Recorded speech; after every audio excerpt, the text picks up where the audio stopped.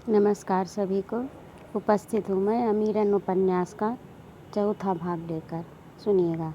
कैसा इशारा ताई जी? व्यग्रतापूर्ण जिज्ञासा के कारण अमीरन उतावली सी हो रही थी।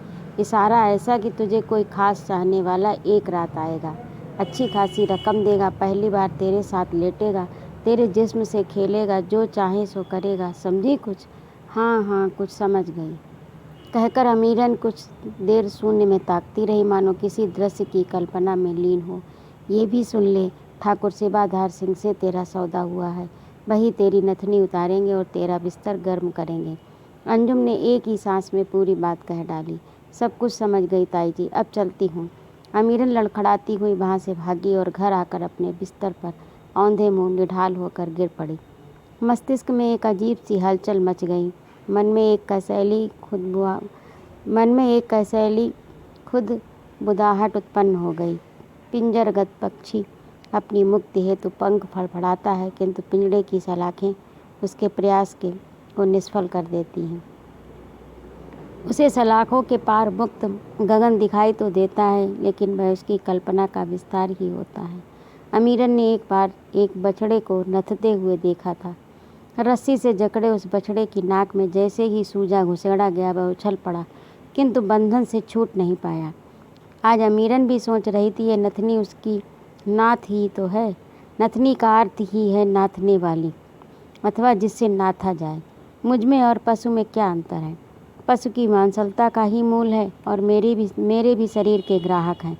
आत्मा को कौन पूछता है? आत्मा नाम की वस्तु होती होगी औरों के पास, किंतु मेरे पास वह नहीं है। मेरे पास तो सुगर सरोना मुखड़ा है, गुदाज बाहें हैं, कटीले नैना है, रसीले बहना है, पतली कमर है, और भी सब कुछ है, मगर आत्मा नहीं। अमीरन का मौन चीत्कार झिंगुरू की झंकार बनकर व्याप्त था। विचारों का प्रवाह अविरल चल रहा था। अम्मी ने ये पूछना भी उचित नहीं समझा कि तुझे शिवाधार कैसे लगते हैं, उन्हें देखा या नहीं। शिवाधार कुछ भी हों, कैसे भी हों, मगर कान्हू जी की बात ही कुछ और है। सुगठित शरीर वाले तगड़े जवान हैं वे, मांसल भुजाएं, तेज से दीप्त मुखमंडल, उनके अंग अंग से पौरुष छलकता है। जब ये शरीर किसी के हवाले करना ही है तो क्यों ना, मगर कान्हू जी की तो कल्पना करना ही व्यर्थ है, निष्फल है। मेरे प्रति उनके मन में ऐसा भाव उपजेगा या नहीं, उनका मन विचलित हो जाए, ऐसा संभव नहीं लगता। वे सात्विकता से ओतप्रोत हैं, मुझे कलुषित दृष्टि से देखना पसंद नहीं करेंगे। वे तो मुझे अपना कृपा पात्र समझते हैं। कृपा से प्रणय का विनिमय कैसे करूं? जाऊं ना उनके पास और पूछूं, कान्हू जी, मेरे लिए जिस रूप में आज तक आप व्यक्त होते रहे, क्या उससे भिन्न रूप से भी मेरे साथ पेश आ सकते हैं?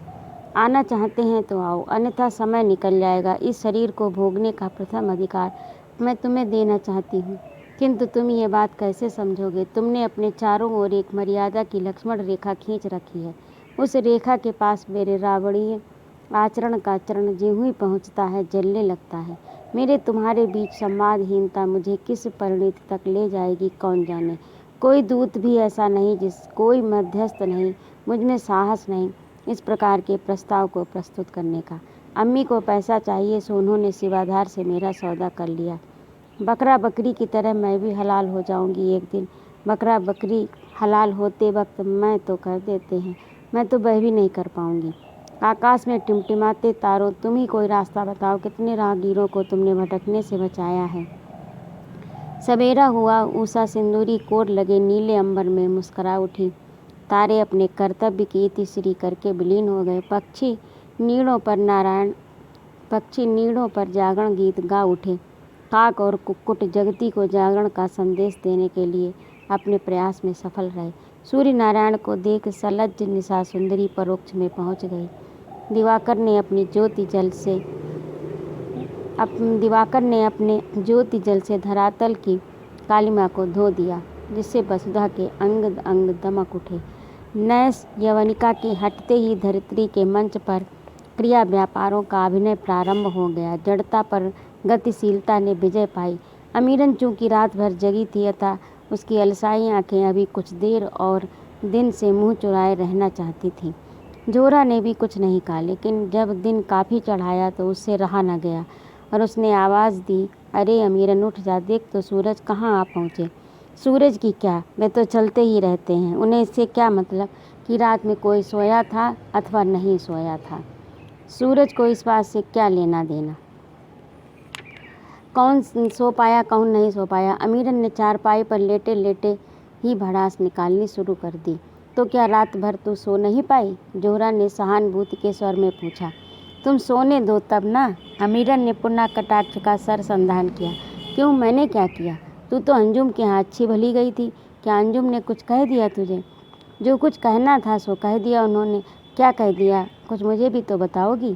पहले ये बताओ, तुमने बिना मुझसे पूछे शिवाधार से सौदा क्यों कर लिया। ये भी कोई पूछने की बात थी। क्यों, पूछने की बात क्यों नहीं। मेरे शरीर का सौदा करोगी और मुझसे पूछोगी भी नहीं। तो कौन सा गजब ढा दिया मैंने, कौन सी बुराई कर दी तेरे साथ। मुझे शिवाधार पसंद नहीं है। अरे वाह, शिवाधार नामी ठाकुर हैं, क्या कमी है उनमें। और फिर रंडी होकर ये तो देखना ही नहीं चाहिए कि कौन पसंद है कौन नापसंद। हमें तो ये देखना चाहिए कि क्या वह रुपया दे रहा है या नहीं, और दे रहा है तो क्या सही कीमत लगा रहा है या नहीं। बनिया जब सौदा बेचता है तो क्या वह देखता है कि ग्राहक दुबला है, मोटा है, सुंदर है, रूप है, कुरूप है, भला है, बुरा है। उसे तो पैसा लेकर सौदा बेचने से मतलब।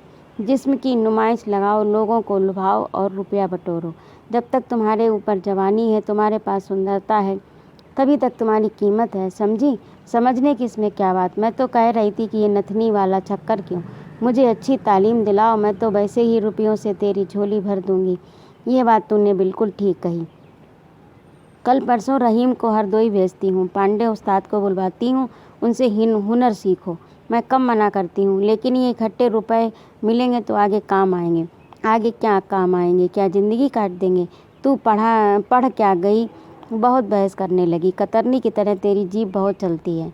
अच्छा अम्मी, मैं कान्हू जी से सलाह ले लूँ, तब इस बाबत बताऊँगी। अमीरन कुछ विनम्रता दिखाकर अम्मी का पारा नीचे लाना चाहती थी। भाई टुच्चा क्या सलाह देगा। जोराबाई तमक कर बोली। खबरदार अम्मी, कान्हू जी के लिए गलत अल्फाज मत निकालना। अमीरन का चेहरा भी तमतमा उठा। कान्हू कान्हू कान्हू, क्या तेरा खसम लगता है। जोहरा की जीभ क्रोध के कारण बेलगाम हो उठी।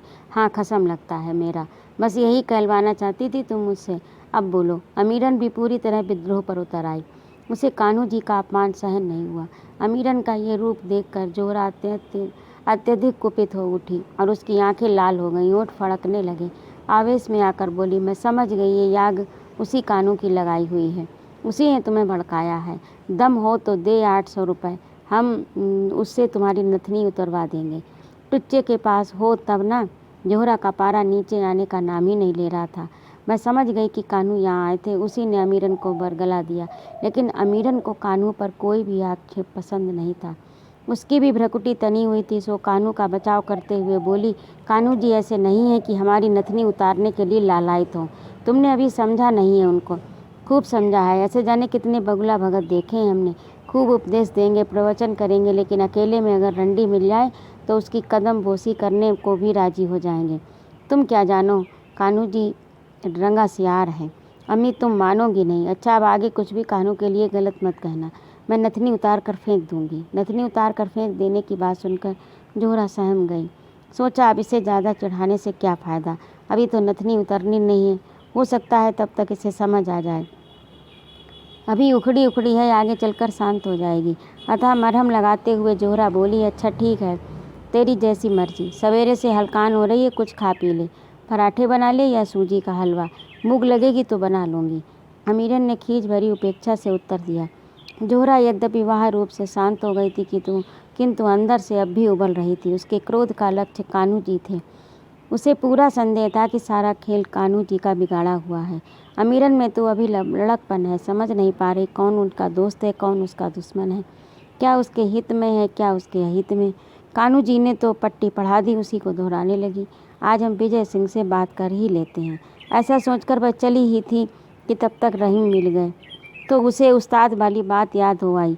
अतः रहीम से बोली, देखो रहीम, तुम आजकल में हरदोई चले जाओ और पांडे उस्ताद को बुला लाओ। अमीरन को तालीम दिलवानी है। जानते हो कहाँ रहते हैं? पहले तो गौरी नगर में रहते थे। हाँ, अब भी वहीं रहते हैं। तुम कहाँ जा रही हो? मैं जा रही हूँ विजय सिंह के पास। क्यों? यह मैं बाद में बताऊंगी। इतना कहकर जोहरा चली गई। आवेश के कारण कदम बड़ी जल्दी जल्दी पड़ रहे थे। मन में आ रहा था कि उड़कर पहुंचूं और विजय सिंह से कान्हू के विषय में खूब खरी खोटी सुनाऊं।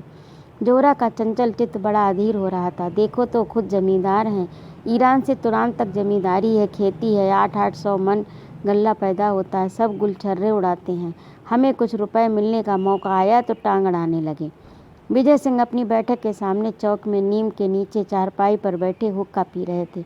गद्दे को पलटकर तकिए का रूप दे दिया गया था। वे उसी से पीठ टिकाए हुए थे। चबूतरे के किनारे जानवरों की चरनी बनी हुई थी। उनमें 2 जोड़ी बैल बंधे थे और 3 भैंसें थीं। बघेल नामक नौकर उन्हें सानी पानी कर रहा था। तब तक जोहरा पहुंची और बोली, ठाकुर साहब राम राम।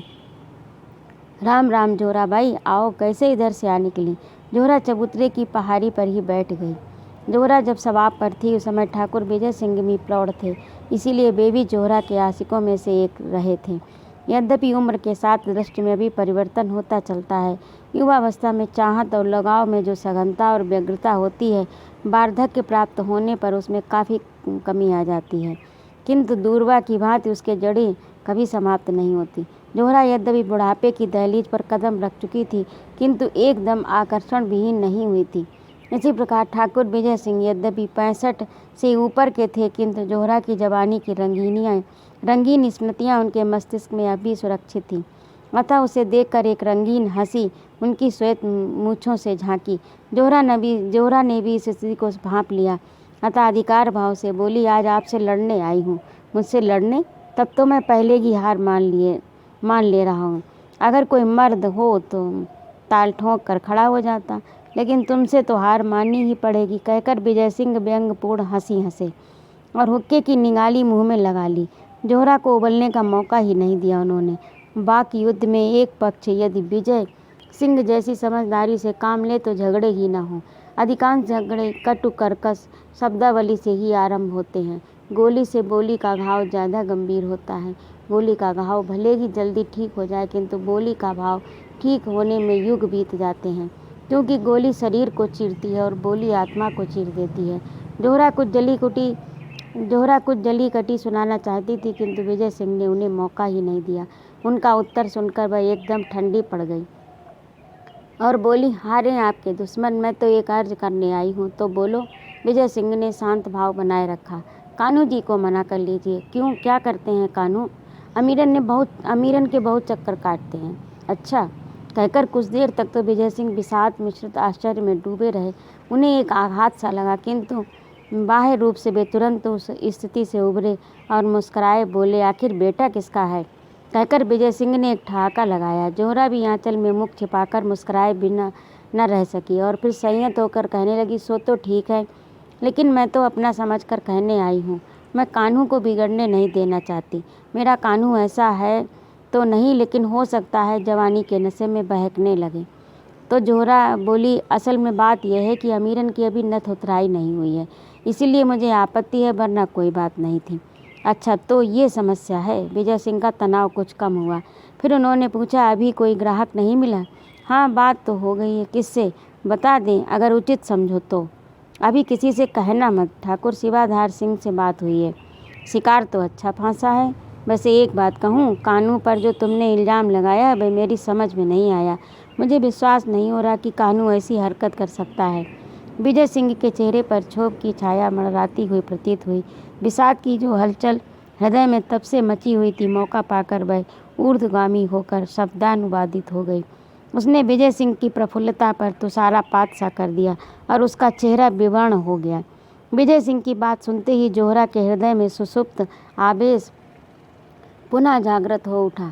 मैं तनतना कर बोली, माफ़ करना ठाकुर साहब, धृतराष्ट्र की दृष्टि रखने वाले पिता को अपने दुर्योधन मार्का बेटों की गलत हरकतें कब दिखाई पड़ती हैं? दुर्योधन चाहे भरी सभा में द्रौपदी की साड़ी खिंचवाए, धृतराष्ट्र पुत्र मोह में फंसकर उसकी सारी खता माफ़ करते रहते हैं, तभी तो महाभारत होता है। तो क्या तुम भी महाभारत मचाने आई हो? विजय सिंह तमतमा उठे। पैर समेट कर वे चारपाई पर अकड़ कर बैठ गए। देखकर जोहरा सहम गई। उसने भांप लिया, मैंने कुछ ज़्यादा ही कड़वा बोल दिया। अथा मक्खन लगाते हुए बोली, ठाकुर साहब माफ़ करना, मैं तो कान्हू को अपना समझकर असलियत की जानकारी आपको दे रही हूँ। आप जैसा उचित समझें वैसा करें। अच्छा चलती हूँ, राम राम। जोहरा चली गई, किंतु विजय सिंह को वेदना बारिश में निमज्जित कर गई। कान्हू पर बहुत वे विश्वास करते थे और स्नेह भी। उन्होंने कल्पना तक नहीं की थी कि कान्हू में यह प्रवृत्ति भी पनप रही है।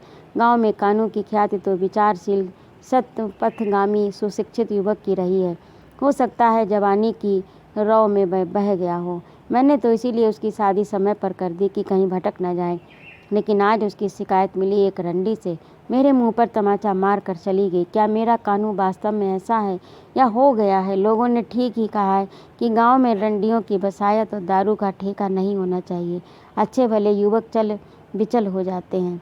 विजय सिंह इन्हीं विचारों में मग्न थे कि बाल्टी की खटक सुनाई पड़ी तो उनकी एकाग्रता भंग हुई और उनका ध्यान उधर गया। देखा बग्घे पशुओं के बीच कार्यरत हैं तो वे बोले, कौन बग्घे? हाँ चचा। क्या कर रहे हो? भैंसों को पानी पिला रहा हूँ। विजय सिंह को लगा कि जब जोहरा बात कर रही थी तो बग्घे यहीं पर था और शायद उसने सब बातें सुन ली। अतः अपनी इस आशंका की पुष्टि के लिए उन्होंने बग्घे से बात चलाई। बग्घे, देखा जोहरा बाई कैसी उल्टी सीधी बातें कर रही थी। अरे चचा, तभी तो कहा गया कि रंडी की जाति मूर्ख पतियात। रंडी की बात पर क्या विश्वास करना? कौन सी बात किस मतलब से कह रही है क्या पता। उसका तो असली यार पैसा होता है। देखो तो कान्हू का नाम लगा रही। विजय सिंह ने प्रसंग फिर आगे बढ़ाया। अंतर्मन में उनकी इच्छा थी कि बग्घे के द्वारा कान्हू की तारीफ सुनने को मिल जाए तो उसके अंदर का दाह मिट जाए। बग्घे बोला, अरे चचा, ये कान्हू को खुद ही बुलवाती होगी। कान्हू ने आनाकानी की होगी तो उल्टे उनकी शिकायत जड़ दी। और अगर कान्हू गए भी होंगे तो कौन सा पहाड़ टूट पड़ा? कान्हू जी क्या ठाकुर नहीं है या मर्द नहीं है? रंडी के पास क्या हिजड़े जाएंगे या हम जैसे प्रजा पजारू जाएंगे? रंडी के बिना ठाकुर की ठकुराई बेकार। रंडी के पास तो वही जा सकता है जिसकी गांठी और काठी दोनों मजबूत हों। कोई पक्का ठाकुर ही हो सकता है। बग्घे की ठकुर स्वाति सुनकर विजय सिंह की छाती फूल उठी। वे फिर मूँछों में हंसे, पता नहीं क्यों। बग्घे की बातें उन्हें प्रिय लगी। उन्हें लगा कि 25 वर्ष की उम्र वाली जोहरा छम छम करके उसके सामने से गुजर रही है और वे हाथ बढ़ाकर उसका पल्लू खींच रहे हैं। साथ साथ जोहरा भी खिंची चली आ रही है। वक्ष और कटी के मध्य वाला अध खुला अंग सौंदर्य से जगमगा रहा है। उसकी दृष्टि उसी पर लगी है। थोड़ी देर बाद तंद्रा टूटी। विजय सिंह ने सोचा, जोहरा के तब के और अब के रूप में कितना फर्क आ गया है। काल कितना क्रूर है। सौंदर्य पैदा करता है फिर उसे विकृत भी कर देता है। अब जोहरा की बाहों का मांस झूलने लगा है। ऊपर के ओंठ में सिकुड़न भी आ गई है। फिर सोचा, कान्हू अगर अमीरन के पास गया भी होगा तो क्या हुआ, है तो मेरा बेटा ही। यदि मेरे गुण उसमें पहुंच गए होंगे तो अब गुण क्यों नहीं पहुंचेंगे? मैं ही कहाँ दूध का धुला हुआ हूँ। सिमरिया के मेले में हर दूसरे तीसरे दिन रंडियों पर 25-30 रुपये खर्च कर देता था। विजय सिंह ने पलट कर देखा, बग्घे जा चुका था। रहीम आखिर पांडे उस्ताद को हरदोई से खोज ही लाए। जोहरा बड़ी उल्लसित हुई। सोचा, अमीरन में नृत्य गायन की प्रतिभा तो कुदरती है, बस उसे मांझने की ज़रूरत है।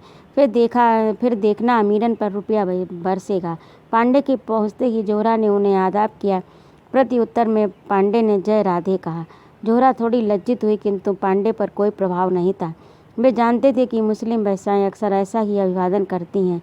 लंबा तगड़ा शरीर, पीछे की ओर ओंच कर लटकते हुए श्वेत श्याम केस, मूंछ विहीन मुंह किंतु आभा युक्त मुखमंडल, शरीर पर मोटे कपड़े का गैरिक कुर्ता व लुंगी धारण किए हुए भद्र व्यक्तित्व के स्वामी थे पांडे जी। जोहरा कुछ देर तो अभिभूत होकर देखती रही, फिर बोली, आइए उस्ताद जी बैठिए। थक गए होंगे। हाँ, थका तो था, लेकिन गंभीरी में नहाने से सब थकान दूर हो गई। आपके ठहरने की क्या व्यवस्था रहेगी? जोहरा ने सकचाते हुए पूछा। हमारे यहाँ आप रुकना पसंद करें तो यहाँ इंतजाम करूँ, और अगर किसी और के यहाँ ठहरना हो तो जैसी व्यवस्था बताएं वैसी की जाए। यहाँ एक ठाकुर साहब रहते थे, पता नहीं अब हैं कि नहीं। पांडे ने दिमाग पर जोर डालते हुए कहा। क्या नाम था उनका? शायद विजय सिंह नाम था उनका। अरे विजय सिंह तो हैं। पांडे अपनी बात पूरी भी नहीं कर पाए थे कि रहीम बोल पड़ा। जोहरा ने पूछा, पांडे, विजय सिंह को आप कैसे जानते हैं? पांडे के मुख पर मुस्कुराहट बिखरी। खैनी को मुंह में एक और समायोजित करके बोले, विजय सिंह हैं तब तो बड़ी खुशी की बात है। उनसे मेरा परिचय पुराना है।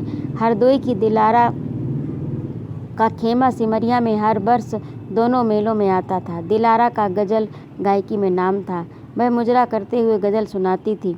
मैं भी उसके साथ आता था। विजय सिंह उसके मुजरे के शौकीन थे। वहीं पर मेरी उनसे मुलाकात होती रहती थी, इसीलिए उनके यहाँ ठहरने में मेरा मन लगा रहेगा। जोरा बोली, अगर आपकी ऐसी इच्छा है तो मुझे बहुत खुशी हुई, लेकिन आप ही ऐसा प्रस्ताव उनके सामने रखिएगा। मेरे कहने से मामला बिगड़ सकता है, क्योंकि ठाकुर साहब मुझसे कुछ खफा चल रहे हैं। उसकी चिंता तुम मत करो, तुम वहाँ तक हमारे साथ बस चली चलो, फिर कोई समस्या नहीं है। जोहराबाई को आता देख विजय सिंह की त्योरियां चढ़ गईं। तभी देखा उसके साथ एक साधु महात्मा सा एक व्यक्ति और है। तब तक जोहरा चबूतरे पर चढ़ आई, किंतु बोलने में का साहस न जुटा सकी। पांडे ने उसकी परेशानी भांप लिया था, स्वयं ही बोल पड़े, जय राधे की ठाकुर साहब, जय राधे की। कौन? आओ बैठो, कहकर विजय सिंह ने जिज्ञासा से उनकी ओर देखा और पहचानने का प्रयास करने लगे। पांडे ने जब समझा कि ठाकुर पहचान नहीं रहे हैं तो बोले, क्या भूल गए? हाँ भूल गया भैया, याद दिलाओ तो समझें। विजय सिंह ने विनम्र भाव से कहा, दिलारा की याद है? पांडे ने बिना किसी संकोच के ये संदर्भ उठा दिया। दिलारा रंडी हरदोई वाली? जी हाँ वही, सिमरिया के मेले में पहले आती थी। उसकी राउटी में हमारी तुम्हारी मुलाकात हुआ करती थी, याद करो। अच्छा, तो तुम अंतु पांडे तो नहीं हो? हाँ हाँ वही हूँ, पहचान तो लिया, मैं वही पांडे उस्ताद हूँ। तुम तो वहाँ तब तबला बजाते थे, ठीक याद आया। तो यहाँ कैसे आना हुआ? इन्होंने बुलवाया अमीरन को तालीम देने के लिए। पांडे ने जोहरा की ओर इशारा करते हुए पूछा। जोहराबाई को तो आप जानते होंगे? खूब जानता हूँ इन्हें। विजय सिंह मुस्कुराए और फिर कहा, अरे जोहरा खड़ी क्यों हो, कहीं बैठ जाओ ना। कहाँ बैठूँ, बता दो ना, जोहरा ने मजाकिया लहजे में कहा। 15-20 साल पहले अगर तुम यही बात पूछती तो हम तुम्हें घर में ही बैठा लेते, लेकिन अब ना तो तुम बो रही और ना हम बो रहे। अब तो इस मोड़े पर ही बैठ जाओ, कहकर विजय सिंह ठठाका मारकर हंसे। उनका साथ पांडे व जोहरा ने भी दिया। इसके बाद जोहरा मोड़े पर बैठ गई। पांडे ने चारपाई पर आसन जमा लिया। इसके बाद पांडे ने बात आगे चलाई। ऐसा है ठाकुर साहब, अमीरन की तालीम में कम से कम 10 दिन लगेंगे। जोहरा के यहाँ ठहरने की व्यवस्था मेरी समझ में नहीं आई। अगर आपको ज़्यादा तकलीफ़ ना हो तो मैं आपके यहाँ समय काट लूँ। अरे क्यों नहीं रही, यहीं रहिए, यहीं खाना खाइए, हमारी तुम्हारी खूब छनेगी। गुजरे ज़माने की बहार फिर रंगत लाएगी। अकेले पड़े पड़े उकता जाता हूँ। अंतु पांडे ने ठाकुर को गुदगुदाया। क्यों, ऐसी क्या बात है? क्या महफिलों में जाना छोड़ दिया? विजय सिंह बोले, अब क्या महफिल में जाएं? जोहरा की महफिल में जाया करते थे, सो अब ये रिटायर हो गई। विजय सिंह ने जोहरा की आंखों में आंखें डालकर फिर ठहाका लगाया। जोहरा के कपोलों पर भी लाली दौड़ आई। उसने अपनी हंसी छिपाने के लिए मुंह आंचल से ढक लिया और फिर बोली, वो याद है जब इस्माइलपुर की मेरी महफिल में झगड़ा हो गया था, तुम्हें बचाने के लिए आप मुझे बच्चन सिंह की चौपाल में खींच ले गए थे। तो ये था अमीरन उपन्यास का चौथा भाग। आप लोगों को कैसा लगा कमेंट करके बताइएगा और हमारे चैनल को सब्सक्राइब कर दीजिएगा। नमस्कार।